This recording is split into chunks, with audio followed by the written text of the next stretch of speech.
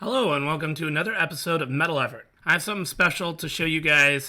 This I moved up in my queue for reviews because these are still in stock and I want you guys to get a chance to buy it because I like this knife. Spoiler alert. Let's get into our size comparisons. We've got our PM2, we've got our Para 3, the usual suspects.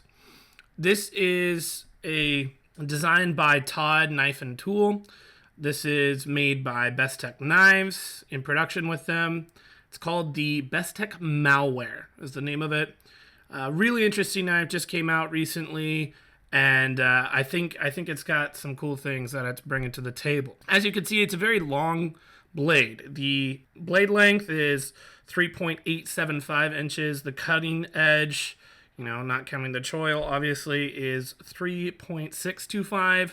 So definitely longer than our PM2, but not near as robust, you'll say. Thickness isn't quite as thick, and it's a very aggressive Wharncliffe type of deal that we've got going on here. Here's a relevant comparison. I just wanted to show it to the Roxy by We, which is also designed by Todd Knife and Tool. This is kind of a small, big knife, very thick and burly. Not in the same wheelhouse as the Malware, which is a little bit more slim profile. I know Zelric was saying that what they're kind of going for on the Malware is a gentleman's tactical knife, which isn't quite what I would put the Roxy into that category. It's kind of its own category. Let's get a quick weigh-in. We're looking at 3.66 ounces, which is pretty much as advertised. All right, with the objective stuff out of the way, let's get into our dent, the decent, the excellent, the nitpicks, and the terrible of this piece of metal. First off, I'd like to show you is the backspacer. Backspacer is like floating, I guess. It's not the whole backspacer. It's like partially floating, but you can see it's definitely not a solid, uniform thickness or spacing here. It's kind of got a cool design to it. It's something that's flush when you're looking at it horizontally, but when you actually look at it perpendicular, it's got some interesting kind of visual flair to it. There's some chamfers, deep chamfers in here. At first, it looked like it was a lanyard hole, but it's not. Just kind of some design, license here on the backspacer, but I think it looks good. It does the job. I kind of like the floating backspacer. Usually that's something that, is reserved for more high-end pieces. So that's kind of cool. Thought I'd like to point that out. And while we're here, we're also going to point out the clip. Clip is not technically deep carry, but it's very, very good. Not super shallow. You only have this chunk sticking out. And just to give you an idea how small that actually is, comparing it to, it's sticking out of a Para 3 or a PM2, it's so small, that it's coming to a point that it actually carries quite well in the clip area. On the Roxy, you had this kind of double little half cutout pattern, and it would kind of catch, I saw on a little bit on this angle. Taking it out of your pocket wouldn't always be as easy as you would think it would be.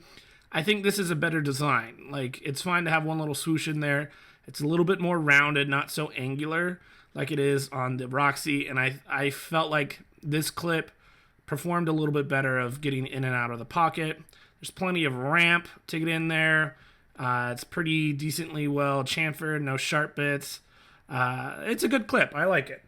I know that Zelric said when they first initially designed the knife, in AutoCAD, the clip was actually a lot longer, and that was the first thing they noticed when they got the prototype in hand of just like this comically long clip. And so they shortened that up, and it's still quite long even then, and it totally does the job. The weight of the knife is pretty low, so it's not like you're having to anchor down like a gigantic knife.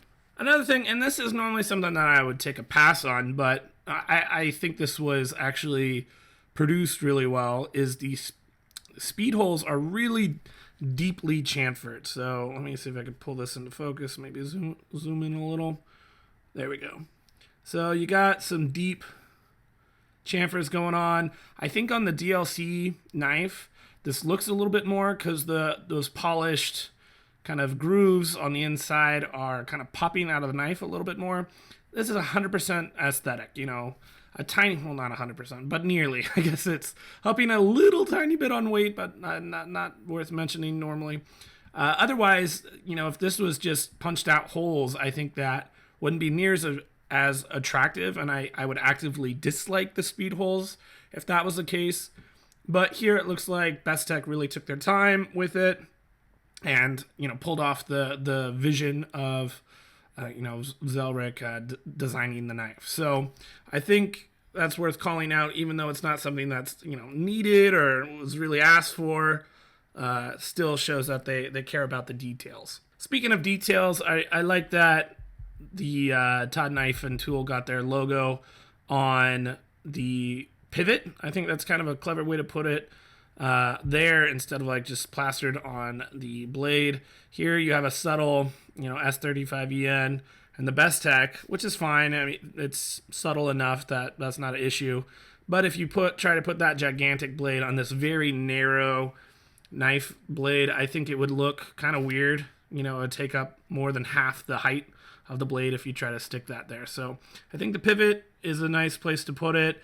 You're keeping it off the titanium scale, which is otherwise pretty, you know, streamlined, and I like that. Next thing I'd like to talk about is just the AntiWork. And, you know, normally I'm not for like the DLC type coatings or AntiWork, but this is really, really well done. I don't know how well this is coming through.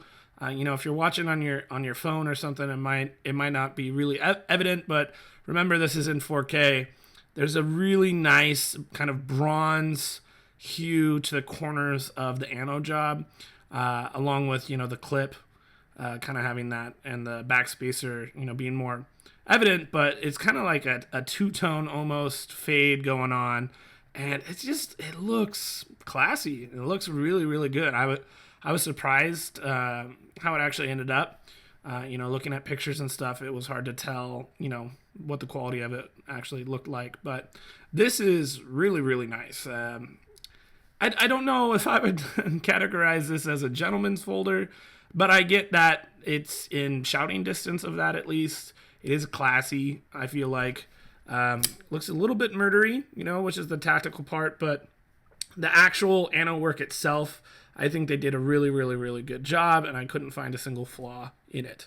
Next thing I want to talk about is the jimping. So you've got jimping on the top here, and this is basically the exact same design as what's on the Roxy. So you've got kind of three giant jimps that are pretty deep and aggressive. They do a pretty good job.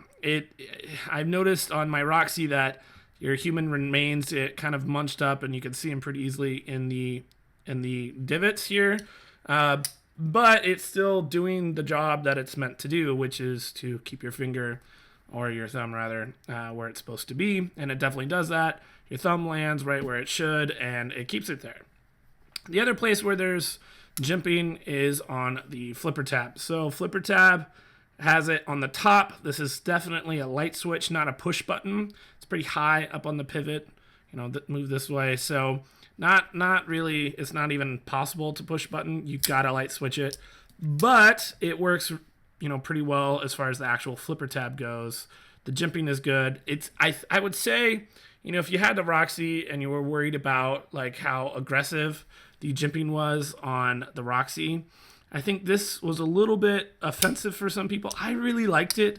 I just met with Nick Shabazz, and he really was not a fan of the flipper tab and just how sharp it was. So it just goes to show you that opinion and kind of subjective experience can really, you know, affect how you see something. And, you know, I totally see where he's coming from. And it's possible that Zelric, you know, made a change based on that feedback, because this gives you a little bit more room. You don't have to get your finger precisely where it is. It's not quite as sharp. It's a little bit more forgiving on the Malware. Nick had a much more positive take on this flipper tab than he did on this one. So that's worth mentioning. I'm fine with both. I like both, and I think they work really well. But it definitely didn't get worse. If anything, it got better on the Malware. Next thing, I'm going to do the ergos in the decent. For me, again, they're good enough that they could be in the excellent.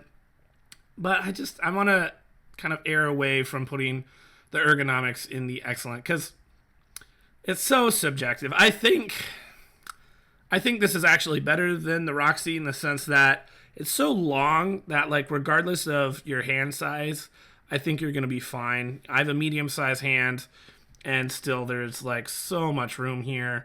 It's got a very close pinch grippy part right here and right here. Normally, when you're in the finger choil area, that finger choil area is the closest. Like, if you're just measuring how far away your thumb and your finger are, this is usually the shortest distance than here. But on this one, it's actually the opposite. This is actually closer than these 2 points. So I'm more comfortable with the back grip than I normally would be. Usually I always prefer the choke-up grip. Not to say that the choke-up grip is bad. Like, I prefer this. It gives you a little bit more, control of the blade, a little bit better connection to the blade. But still, this is really good too. Your thumb naturally wants to sit in the thumb hammock. So there's kind of 2 obvious places for your thumb to go for the 2 obvious ways to grip the knife. So that design is really good. Personally, this would be in the excellent. I'm just hedging my bets and I'm putting it in the decent. Got a lot of stuff in the excellent. So that's a good way to bridge the gap. Let's get into the excellent. First thing in the excellent is the action. So we're going to run through my OCD, the open, the close, the disengage in the wrong order. And first thing I want to talk about is just your 2 different ways that you can open the knife. So you've got the flipper tab, which is obvious, and this action is fantastic. The detent is perfect for this. It rockets out. I don't think I have had this knife fail a single time on deployment. It is fantastic on the deployment. So flicking, spider flicking is equally good. It's a nice wide opening aperture here. So depending on, your grip, I can get a lot more horsepower behind the flick. If I go toward the top of the hole, it really can hammer out. If it's just more comfortable to go lower, it still comes out fine, maybe not as powerful. But again, I have not failed to open the knife a single time, flicking or flipping. So opening, awesome. The actual ways to deploy is great. But the action is stellar. This is running on bearings, ceramic bearings, and it is just so smooth on the open. Just glassy. I mean, I think, let's see, no pressure. Like, I can almost dangle it. Let's see. That is smooth. I can dangle the knife, and, I'm not obviously putting pressure on the lock bar, but that's how smooth this sucker is, which is amazing. Really good. Just smoothness on those bearings. So that's cool. Now let's go to our disengagement. Now you've got a double chamfer here on the inside. You've got a very long lock bar too. So it's very easy because you have so much leverage and you can get really close to the end of the lock bar to move that over. There is a little bit of a jump to get the detent ball onto the tang of the blade right here. You can even maybe hear it right there. So it's not, if this had a detent ball ramp, I think it would be perfect.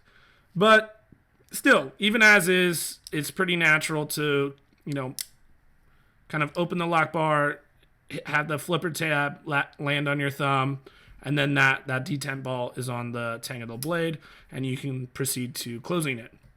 So definitely no pain whatsoever to get in, vertically and then move horizontally is very easily. It's just getting that muscle memory to push it down past the detent ball, jumping onto the tang of the blade, and then you're good to go. So it's not perfect, but I'd say a solid 9.4 out of 10 to disengage it. No lock stick, none at all. There is a steel insert in there with the over travel stop, so you're good to go. It's actually a really well hidden steel insert as well. You can't see it from this side really, which is kind of cool, but it's there inside. And then lastly, close. So you got the tang on the blade, and we're talking like 0.75 jostles to close that sucker. I mean, this is one of the smoothest knives I've handled that, isn't like a custom made. This is really nice. Really nice. And keeping in mind that this blade, even though it's really long, it's very thin and obviously has a super duper aggressive clip point here. So there is not a lot of mass helping the movement out here. It's just extremely smooth. So I think the action on this blade, the OCD on this blade is stellar overall. Give it a 9.5, I would say, combining the three. Very, very, very good. Next excellent thing I want to talk about is the size of the knife. So we weighed it earlier.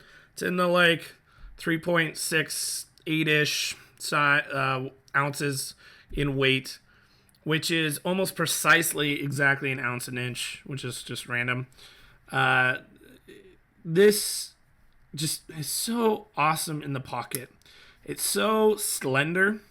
It comes to a really aggressive kind of clip point on the entire knife, which is nuts. And, the flipper tab is pretty low profile. It kind of sinks in. So, even if you have something rubbing up against, in your pocket, it's still not necessarily going to be banging into that, very blunt flipper tab anyhow. It's very rounded. Well, not blunt, I guess. Not sharp. Rounded. And so you take the shape of it in your pocket, how it kind of tapers down, so you have very little showing, and it's easy to just grab and pull. The issue of like getting it into your pockets, there is no chamfering issues here, like there were on the Roxy. Nothing is hanging up. That's one smooth line, which is awesome. So getting it in and out of your pocket is a dream, and the overall weight, is just really good for this size of knife. It's I'm going to weigh it again here, but taking, 3.66, and then you compare it to the Roxy, which is a 2.6 blade. The Roxy actually weighs more and is a 2.6 inch blade as opposed to a 3.875. That's nuts. So, and this little thing isn't that bad. It's definitely a chunk, but blade to weight ratio, this was still better than like a half track. So in terms of weight in your pocket, I can kind of buy the argument that the Malware is a gentleman's folder. You can easily stick this in the pocket and just kind of forget about it. It's not going to look like you got a big blocky thing in your pocket. It might kind of take up some space in the bottom of your pocket like you just have keys in there or something, but overall I think this is extremely classy. You got the bronzed part that's going to be looking like a pen in your pocket. Not going to be very obvious at all. So you take the weight, you take the shape of it, you take the clip, and it just all adds up to be what I think might be like a possible gentleman's folder. And I think it actually kind of proves that you can have a really long blade and still have a pretty small knife. Speaking of the blade, let's get into our third excellent part here, and that is the blade itself. And so this blade, I think, this is less of a one size fits all knife. There's going to be some people, the Benchmade and the Spyderco, like PM2 crowd, the 940 crowd. You can't make this knife your EDC knife. I just don't think it's robust enough for that. This is a very thin, dainty point. But, it's not trying to be like a big, burly knife. It's trying to be a tactical gentleman's knife. And so I think, knowing that you treat this blade more like a scalpel, very precise, hard to reach cuts. If you're trying to, nip something you can't quite reach, behind a desk or something, or I don't know. I think this blade has its very specific uses. You could say, oh, I don't want to cut through a bunch of burly rope with this, but, instead you want to use your PM2. Well, sure, in a pinch, this can cut through the rope and do the job, but you might not want to rely on that every day. But there's going to be times where this like scalpel is just going to help you do cuts that the PM2 wouldn't be able to reach or to do as precisely. And so I think there's some room for, carving a unique need out in people's repertoire of knives of I want to be classy, but I also need this very specific kind of cut done that most knives would not give me. Something that's super long, can reach in deep to places, and just be very precision based. You get that choke up grip and you can just do very precise things. For in the kitchen, I think this is surprisingly good. It's so long, it's going to make it through most of your vegetables no problem. It's a pretty aggressive grind, very thin behind the edge. This is a very unique and practical knife, knowing that there's a little asterisk of nothing super duper hard use, especially on the tip. I'd say the first half of the blade, you got to be really careful what kind of stuff you're doing with this. You can't just hand this to your non-knife folk and let them go at it. They're probably gonna do something dumb with it. Blade steel on this is S35, like I mentioned earlier. That's a solid steel. I do prefer the M390 on the Roxy, but this knife isn't quite as expensive. So, I'll take that as a trade-off. I think S35 is still a solid steel, which can transition us directly into the value of the knife. I really, really, really, really like this knife, and it's only $196 right now on Blade HQ. So I just feel like for a knife that is giving you some unique design, kind of filling two different roles of less of a tactical knife. I mean, sure, I can imagine what this might be useful for, but I think more just the more off-the-wall, delicate type of cuts that's hard to reach for, like precision cutting, you might want to say. This could be a solid option for that. So like a gentleman's precision cutter with speed holes. And for $196 with this good of fit and finish and action and weight and just design, I think this is a really good value. You look at this knife and you put it, 4 or 5 years ago, Nick Shabazz and I were like, how much would we pay for this knife 4 years ago? And we'd probably pay $400 or $500 for it. And so just kind of reflecting on that this is really, really, really good. It reminds me a lot of Wii and just what they're capable of doing. But I actually like the design goal and the design aesthetic more than the Roxy. And I really like the Roxy, don't get me wrong. I just like this even more. And so for getting, $50 off the cost of the price, I only have to downgrade from M390 to the S35 VN. I'm going to put this in my excellent. I think it's a good value. Last excellent thing, and this is a little bit trolly, but still, it is excellent to me. I kind of alluded to this earlier. There is no lanyard hole on this knife. Yeah! I don't like lanyard holes. I think that would have been a design nightmare.